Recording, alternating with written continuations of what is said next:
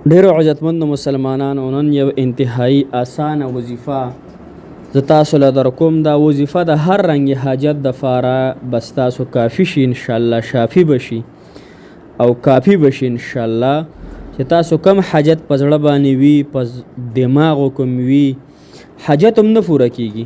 ډیر وظایف تاسو وکړو، وایي چې رب العالمین زمونږ د حاجت پوره کړي، نو د هغې دپاره الحمدلله رب العالمین چې دا د رب هغه ثنا ده او د رب هغه ښکلې کلمه ده چې په دې کلمې سره الله تعالی صفات بیانېږي.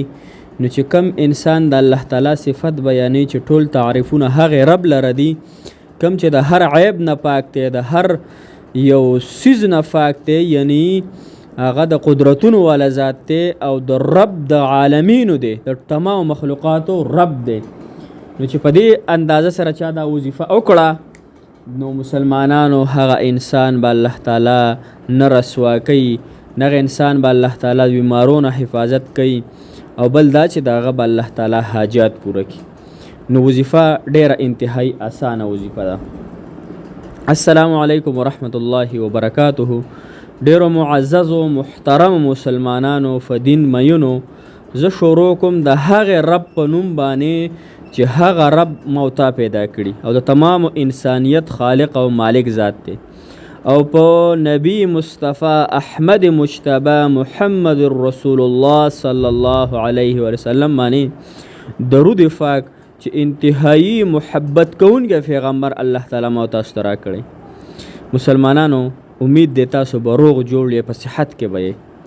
الله تعالی مو د تمام مسافرو تمام حاجتونه د خپل هغې در نه پوره کړي کم در کې چې کمی نه راځي. ډیرو محترم او عزتمندو، نن چې زمونږ کومه وظیفه ده هغه د الحمدلله رب العالمین ده. دا الفاظ مونږه هر مونځ کې وایو. بعضې خلکو ته د دې د معنی هم پته نه وي، چې انسان ته یو څیز د معنی پته نه وي نو هغه به څه رنګ د هغه سوچ وي، عقل به وي. لہذا لومبی د دې معنی الحمدلله رب العالمین، ټول تعریفونه د هغې الله تعالی دپاره دي چې د هر عیب نه پاک دی، د هر څیز نه پاک دی، او مالک د کل کائنات دی، د کل جهان دی. نو مسلمانان ورونو، دا خو د دې هغه تاسو ته ما تعارف د دې وظیفې وکړو چې دا وظیفه رسه محتاجه نه ده، ځکه دا د الله تعالی د کلام حصه ده، دا د الله تعالی د هغې ذات کلمه ده، کم ذات چې حقیقي ذات دی. مسلمانانو اوس په تاسو وایي ته راله څه غوږونه خورئ، خو موږ باندې اسلامي ویډیوګانې بوج سازیږي، ځکه زموږ تعلق مع الله د الله تعالی سره نشته. موږ تعلق د دنیا سره دی، ځکه د دنیا یو فلم او یو ډرامه په ګنټو باندې موږ ګورو، لیکن بیا هم موږ نه تنګیږو، بلکې ښه سر کې ورته افراطي او سوچ کې. خو که چېرته یو مولا، یو طالب، یو قاري صاحب موږ ته یو نیکه لار ښیي، د الله تعالی تعارف راته کوي، د الله تعالی د وظیفې ښودنه راته کوي، نو بیا به په کمنټ کې ووایي یاره بس ځان له دې کار کترې، دا وظیفه مخکې ښایه، وروسته بیا خبرې کوه. نو دا وظیفه خو ګوره چې ډاکټر له لاړ شي، هغه ته خو دې چېرته دا خبره ونه کړه زما مسلمانانو ورونو خفه کېږئ مه، هغه ته موږ چېرته دا خبره ونه کړه چې مړه ته صرف بس خبرې کې خو زر دوایي ولیکه او بس ځه بس چټۍ راکړه چې ځم. حالانکه فیس هم وله ورکوو، وخت هم خرابوو، تیل هم سوځوو، ځو پسې مردان او یو خوا بل خوا اسپتالونو ته، لیکن د هغې ډاکټر موږ خبره ورو، ځکه هغه زموږ جسماني طبیب دی او ډاکټر دی.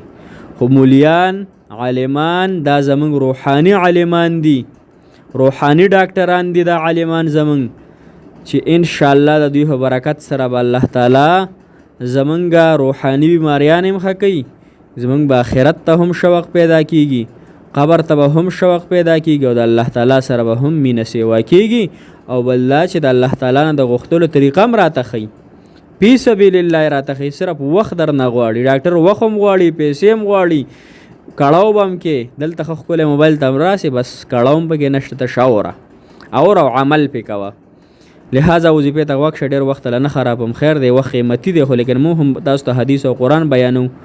نو وظیفه به تاسو 3 ورځې کوئ، په 3 ورځو کې به الله تعالی حاجت پوره کوي انشاءالله. لومبه خو به د مازیګر د منفس دا وظیفه کوي الحمدلله رب العالمین 314 سواری مخکې وروسته 11 پیری درود شریف. په دویمه ورځ به بیا 314 پیری کوي مخکې وروسته درود شریف 11 پیری منځ کې وظیفه.